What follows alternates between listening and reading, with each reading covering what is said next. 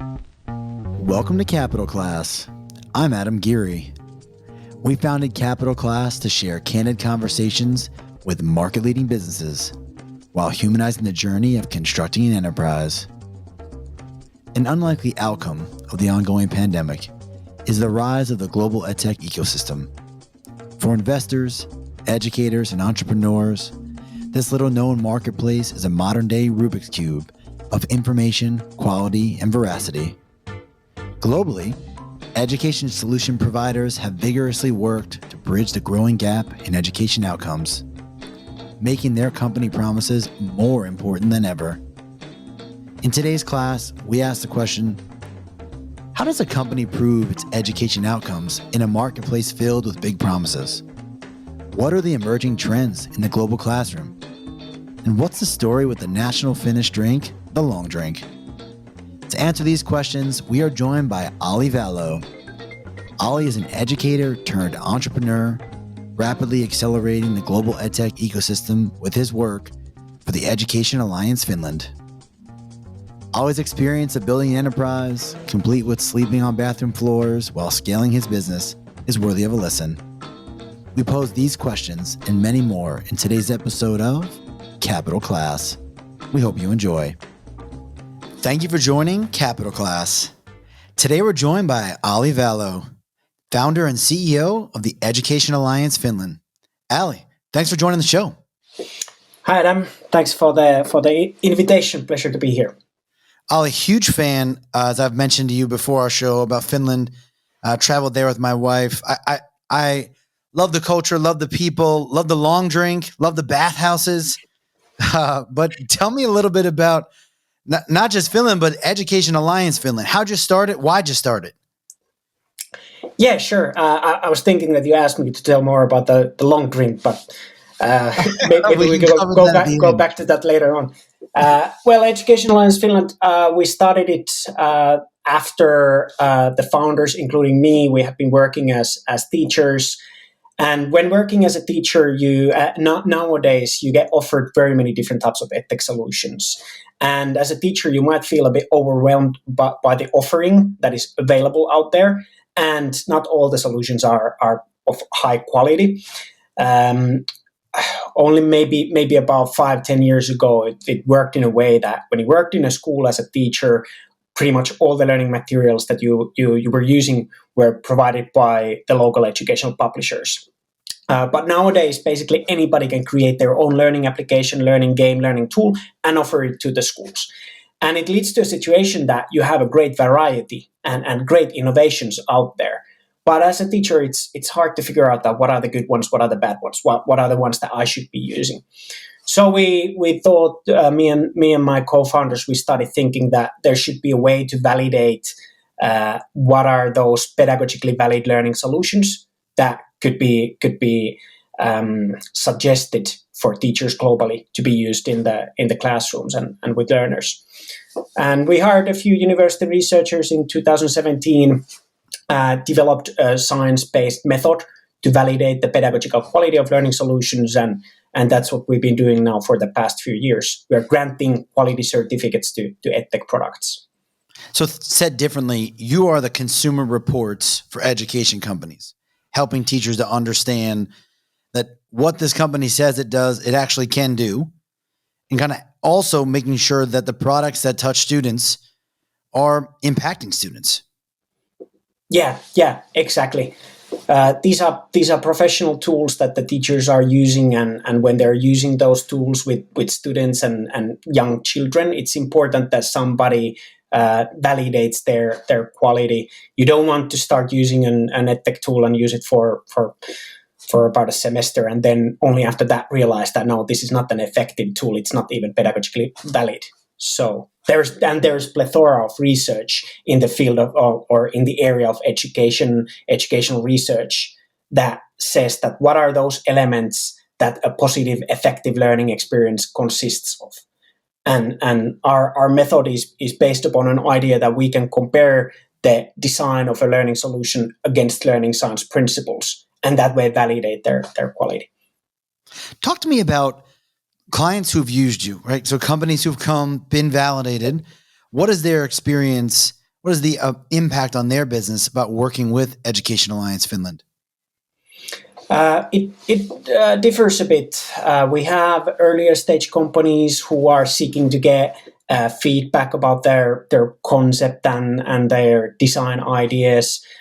So there are some companies that mainly come to us because they need the feedback from teachers and using this scientifically backed method to get valid feedback. And then there are companies who are, for example, raising investments, talking to investors, and maybe some investors have asked them that, have you done any case studies, efficacy research, impact evaluations? And it seems to me that nowadays, if you are an edtech company and you want to do some sort of an impact evaluation or do this kind of quality verification activity, we're one of the first points of contact that they reach out to. So sometimes very specific needs. We aim to help companies with two different ways: giving feedback to improve the quality of the product, and then also helping them with marketing and sales with the certificates.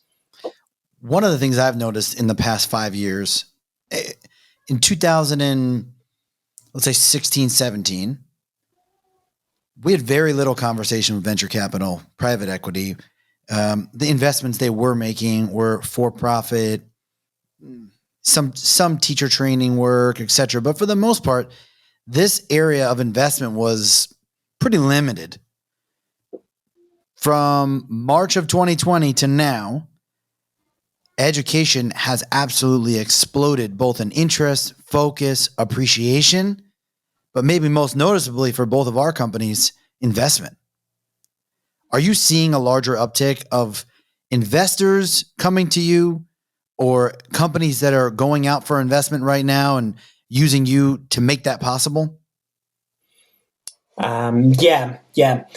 There are some, those edtech, those investors that are mainly focusing on edtech or purely focusing on edtech, I think that they are really good in evaluating the sort of the potential impact of different products and understanding the product and the product market fit really well by themselves, because they have people with background in education in their team doing the due diligence and evaluating the different investment opportunities.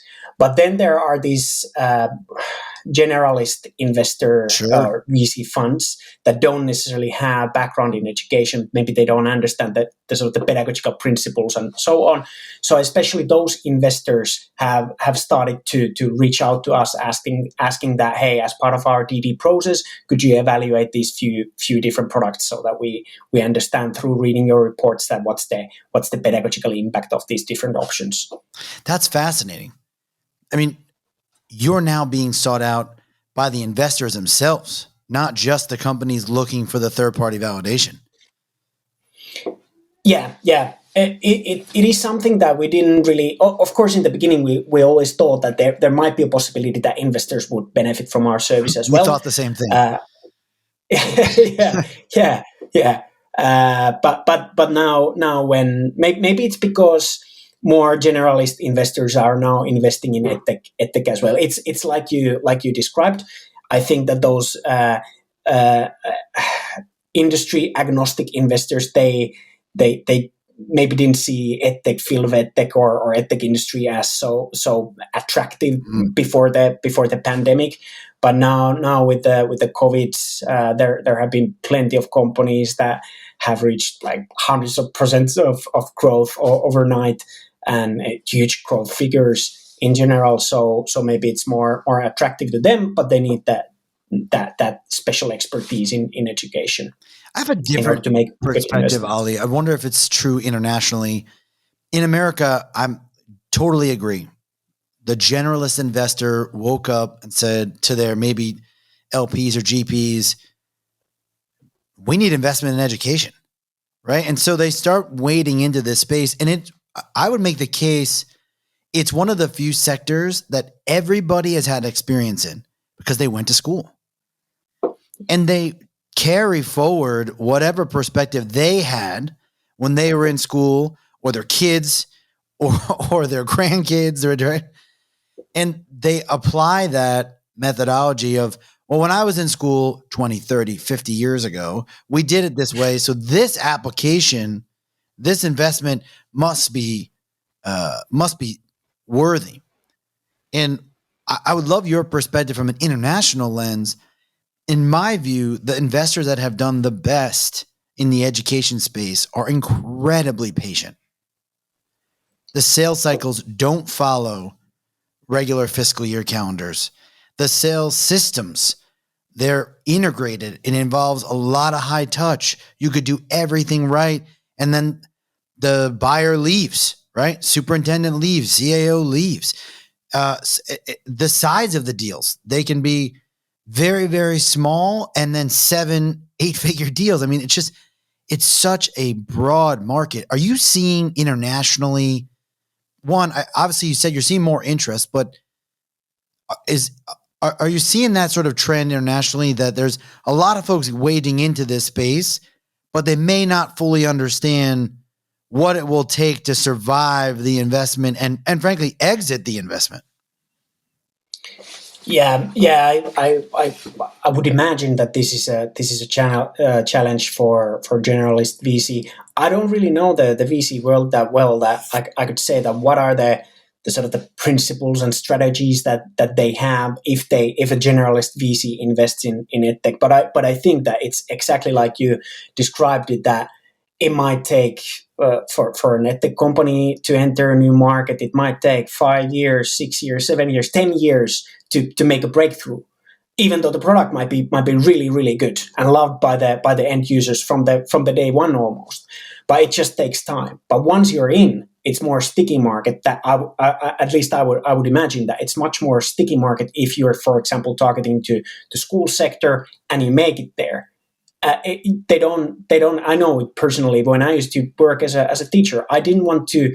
If I had a tool that I had sort of practice to use, and I had my students who knew how to use it, and even though the tool might not be the best tool in the world, but because we already knew how to use it, I didn't want to change it. I didn't want to reapply for a budget to a new tool that would replace the old.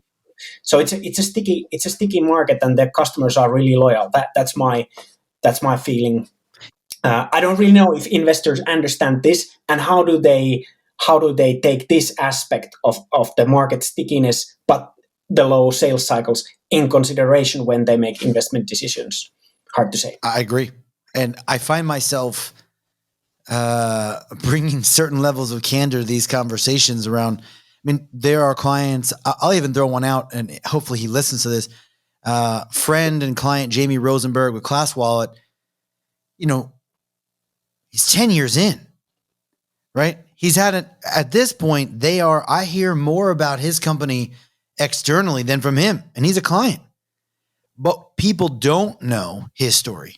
They don't know the 5 years of telling everybody this is going to make sense, telling investors be patient, right? Telling the market this is good. It's essentially Venmo for schools, right? That this is going to make sense. And it honestly took kind of continuity on his point from his company staying the course. And frankly, COVID made people rethink, wow, maybe we shouldn't do everything on paper. And now I watch where he's heading, and I see investors going, we're looking for the next that. You got to look in the rear view to understand that was a long journey, right? Fraught with many pitfalls. And I think you, as an entrepreneur, understand this well. I read a story about you. Let me tell you a story about you. And we share this in this way, that in the early days of Education Alliance Finland, it was so bootstrapped that you arrived to a city. You'll have to tell us the story, and didn't have enough money to actually get a hotel room. You felt it was best to keep that money in the company account, and you slept on the floor in a bathroom. And look, I mean it in a way of, I actually mean it in admiration, right? There's the grit. There were probably moments along the journey for Education Alliance where you weren't sure. And so if you can, right, it's kind of a long lead in here. Tell us about that, right? Give me a little bit of the story about the journey that you've been through, right? From leaving a classroom and now, frankly, being a CEO. Yeah, that's it. It's funny that you brought it up. I think I mentioned that in some article where it was asked how's the journey of EAF, and what are some of the challenges that we have faced on the way, and of course I suppose it's more or less the same for all edtech companies at some, or even all startups at some point of their journey, that they don't have much money. But still, you need to go to different conferences. You need to go to events and meet with people face to face, and that's very expensive. There's a big education event in Dubai called GES Education Exhibition, and you know Dubai is not the cheapest. It's not the cheapest city in the world. You book a hotel there, it's probably relatively fancy hotel, but you end up paying like 150 euros per night, and the tourist flight from Finland, from Helsinki to Dubai, it leaves around maybe 8 o'clock in the evening, and you arrive to Dubai maybe 2 a.m. or 2 a.m. ish. And then it takes maybe an hour or two to get to the hotel from the airport. So me and my colleague, we started thinking that we would save 300 euros if we don't book the hotel for the first night. We're going to be at the hotel about maybe 4 a.m. Do we need a hotel room, or shall we just stay in the lobby for a few hours before they give us the room? We ended up staying in the lobby, and my colleague, she fell asleep on the sofa in the lobby. And I'm thinking that, oh my, I can't keep my eyes open. I need to go for a walk. I go to the bathroom. It's very fancy, very very fancy hotel. So the bathroom, exactly, and a very high end bathroom, huge bathroom, nobody there, super clean. I thought that maybe I lay on the ground for a while. Then I fell asleep for a while. But yeah, that's how it goes. Look, I think a lot of that is lost. You know, Jamie's story, your story. The word that comes to mind as I hear this is kind of this persistence, right? The ability to wake up in the morning, even headlong into doubt, you know, headlong into not seeing the fruits of the labor, but know that there is an end in mind, right? There will be an outcome worthy of the journey. Yeah, and I personally, I've tried to take this from the beginning, that this is a learning journey, and we do this mainly for the journey, not even for the outcome that we hopefully or possibly someday will reach. Maybe this is sort of it's part of the concept, even because when we started EAF, one of our goals was that we want to learn about the edtech market. This was in 2015 when we first got the idea of starting EAF, and it was the time when more and more edtech products started entering the market, and we saw that the space really interesting. Besides addressing the certain problem that we wanted to solve, we also wanted to learn what's happening in the edtech field. What are all these products? We wanted to know who are making these products and what's happening in the edtech scene. And maybe we didn't do it on purpose or with that kind of maybe we had it at the back of our mind, but partly unconsciously we came up with a concept that put us in a position that we get to work with hundreds of different edtech companies, and at the same time that's a journey that has provided us a lot. So we even with each evaluation, when we work with the new company or new product, we get to know the people behind the product quite well. So, and that gives us a lot. That's probably the best part of my job, and I really appreciate that and feel grateful that I get to speak with people from all around the world on daily basis. They all have great ideas how to improve education, and it's a great learning opportunity. When you think about on a global perspective, and what part of the world that are people not talking about that has just explosion of education and tech right now? Do you mean like what part of the world there are the most like emerging which is industries? The we had Alex Lazaro on, who wrote a book really around the emergence of entrepreneurs around the world, right? And how these entrepreneurs, which he has titled as camels, right, that they can kind of withstand any sort of environment. And he was highlighting that there is a lot of entrepreneurial activity that happens outside the United States, but we're very insulated and focused here. I'm interested in, from your perspective, what parts of the world are creating kind of world-winning edtech? Well, with Edtech, I think that Israel is definitely one. We see even though it's a small country, they have good ecosystem for entrepreneurs and startups in general, and I think that they have a special focus on Edtech. They have really good incubator system called Mindset. Their research based programs where companies can validate the design of their Edtech products as well. I think that's important. We've seen quite a few nice Edtech companies like CodeMonkey, for example, coming from Israel. Singapore is another one. I think that the Southeast Asian market is now it's an interesting market for Edtech companies globally because it's a big market. There are the use of technology is they're sort of on their way of starting to use more Edtech solutions in schools. So the competition is not that tough yet, and that shows definitely that from Singapore we get lots of products from Singapore to evaluate. They appreciate the sort of the research based approach when developing Edtech solutions, and I think that in Singapore, there are good developers as well. So the tech talent is there as well, and it's an attractive city for all Asian countries or people from different countries. I think that they appreciate the way of living in Singapore, and so it's easy to attract talent to move there and build great businesses. It's in the lines of the trend, right? So let's just agree that a lot has happened over COVID, right? I don't think anyone needs to kind of talk more about the impacts of COVID on the economy and the market.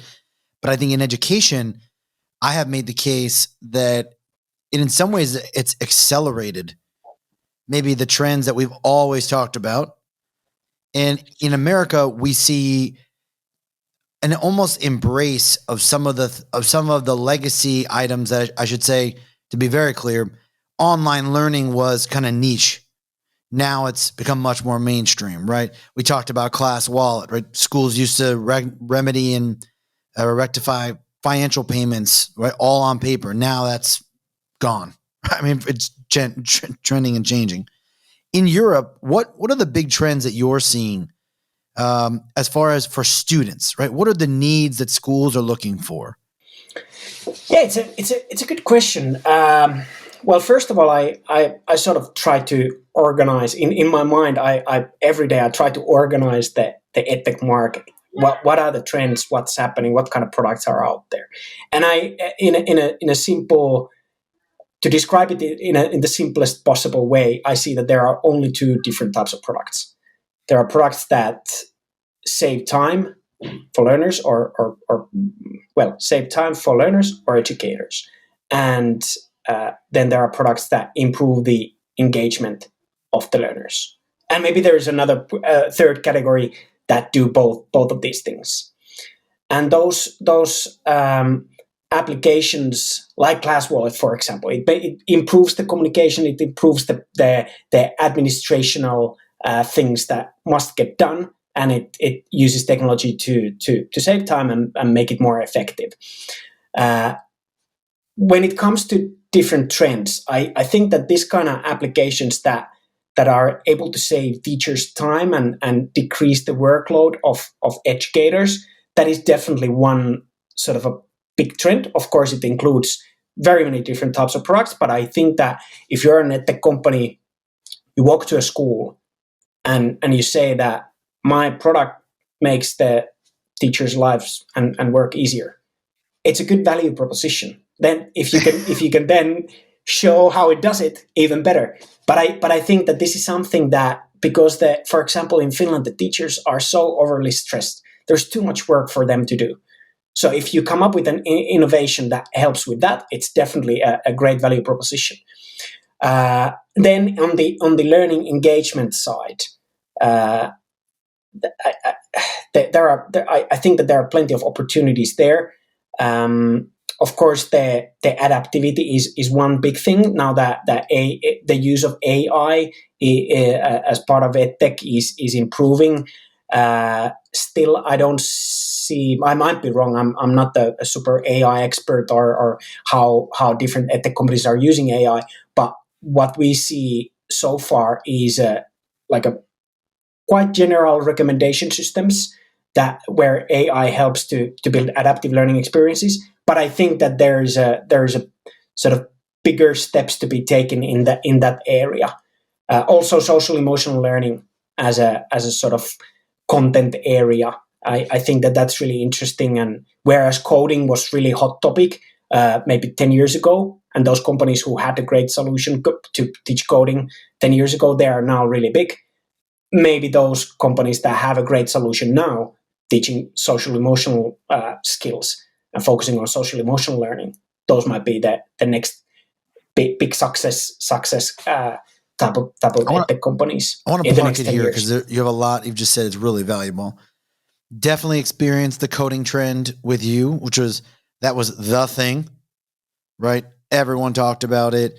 Students should know coding, computer science, computational thinking. And I think at one point that was a frontier. I think it's much more accepted now, right? It's like, oh, of course. Social emotional learning, we're starting to see that as starting to almost wane a little bit here in this market, where it was non-existent, I should say, limited in its focus for years. It's been around for a long time. Leader and Me, I think, is 20 plus years old, maybe 30 years old. But much more focused now. And I think so many markets, so many people rushed into this space. I think the buyer, the teacher, the district, it's hard to evaluate what is SEL versus SEL.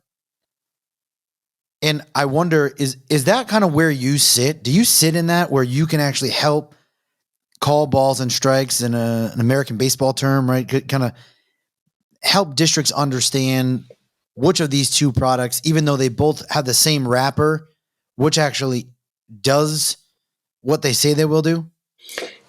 In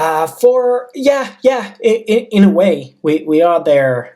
One part of our evaluation is mapping the solution against relevant reference curriculum. And I would say that this is a good starting point for let's say, district decision makers or any teacher who is looking for, let's say, social emotional learning solution.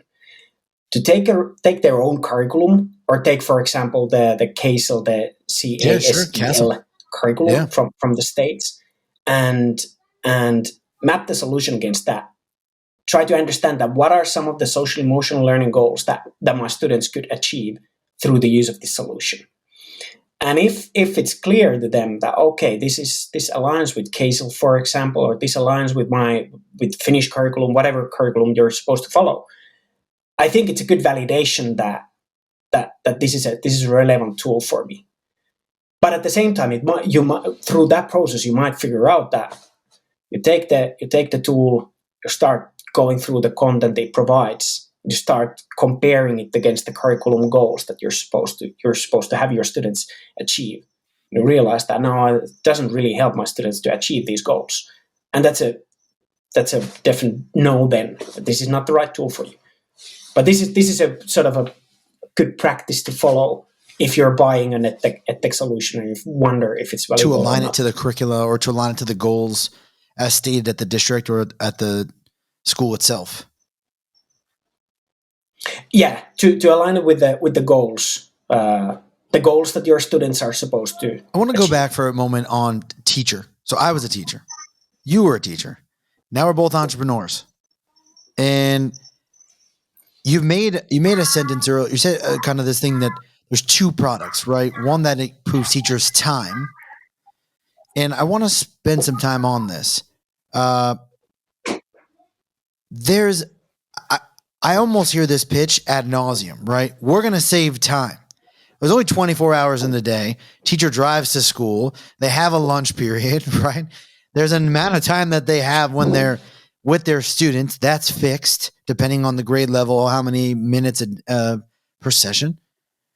Like, is that pitch almost over?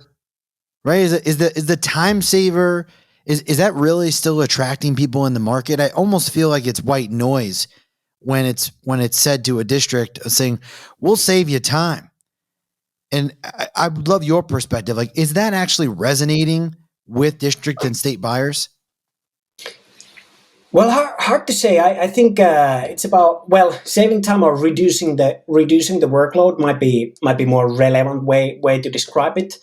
I think if you can, that alone is probably not enough. You need to demonstrate it in a very, very concrete manner that how do you save time, how do you reduce the teacher's workload.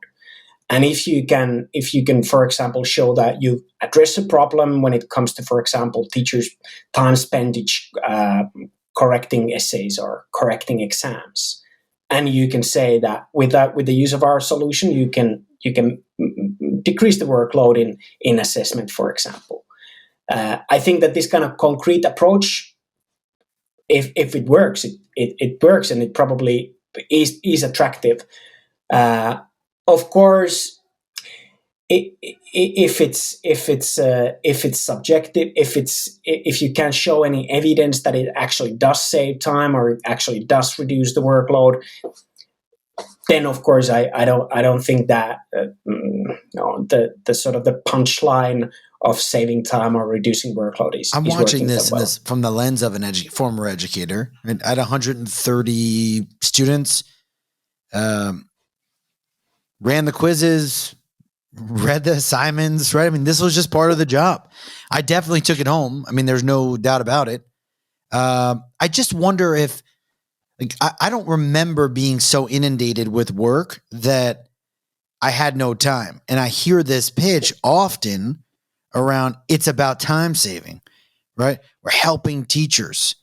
And I have wondered aloud, and I'm asking you, it sounds like your answer is without validation of efficacy, time alone doesn't sound like that's enough. Yeah.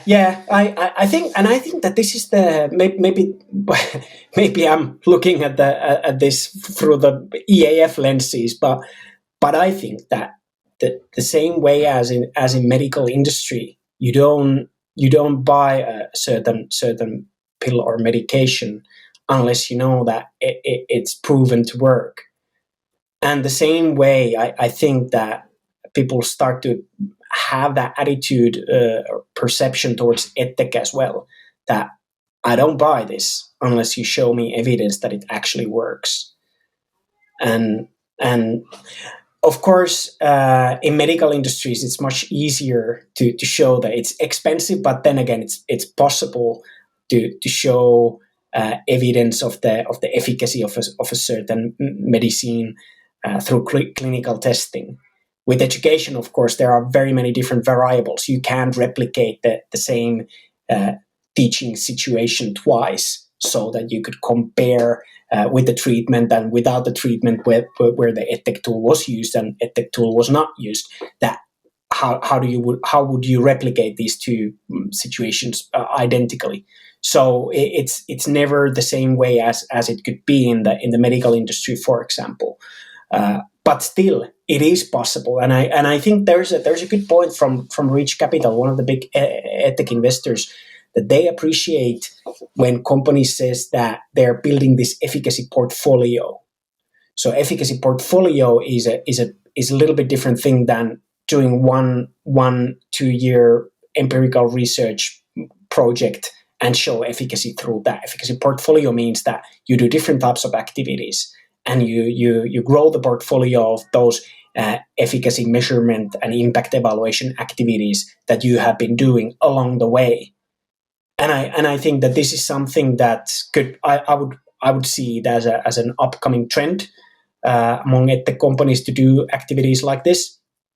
and this way show that and prove the efficacy of the That is solution. fascinating. I've never heard of this.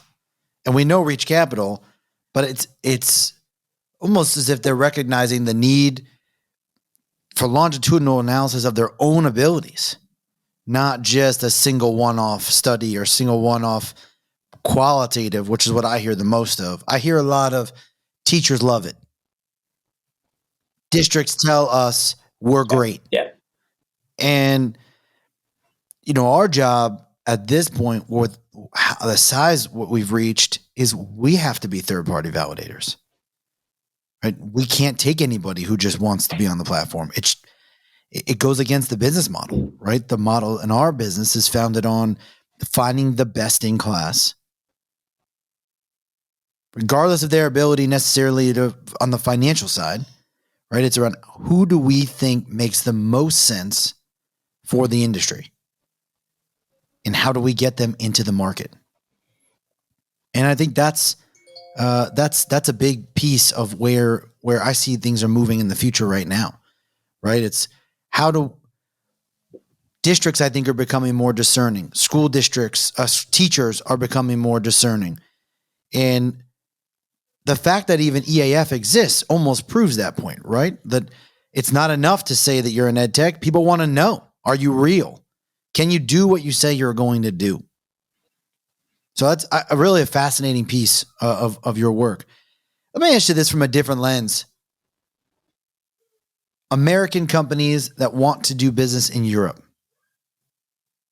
Firstly, what is that experience like? Do you know of a success story where company is there an interest by European education systems to be using products built in American markets?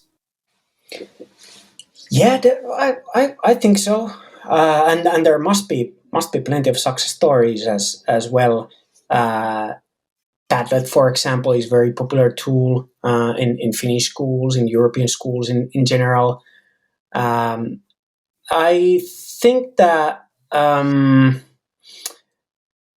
what we see commonly happening is that American company is coming to Europe and they first go to the UK market because of the language, and the UK market is very, very competitive when it comes to edtech, because many European companies also want to go. If they go abroad, they first go to UK because of the language.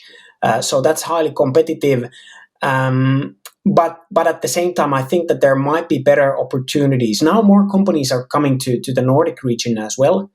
I don't know if Sphero is from the US originally. They are quite active in Finland. Other companies as well. Well, I don't know. Of course, these coding solutions like CodeSparks, I think that's pretty popular in European schools, in Finnish schools as well. So definitely, I think that, and even the language, even I don't think it's really a problem. For example, in the Nordics, I think it's possible that you have your product become popular among teachers, even though it would work only in English in the beginning. And if you see that the number of users is growing, you can then translate it to the Nordic languages. And I think that this is probably something that more and more US companies are starting to do now as maybe well. Skip the UK, but look at markets that are often overlooked, like what you're suggesting, the Nordic countries, as a way to gain market entry into Europe. And when a company goes to Europe, or let's use Finland. Is this a district sale? Like, or is it a region sale, a state sale? How do those products get procured in your country? It depends on the city. In Finland, all the schools are public, but different cities have different procurement processes. Let's say it that way. For example, in Helsinki, it's a centralized purchase. So you need to sell. If you want your application to be used in schools of Helsinki, you need to sell it to the Department of Education, and then make an offer. And then if they like the product, if they want it, and if the teachers want it, they buy it, and then it's spread to all schools in Helsinki, or certain schools, that depending on the agreement. Whereas the second biggest city in Finland, next to Helsinki, there each school can independently decide that what applications they want to spend their budget on.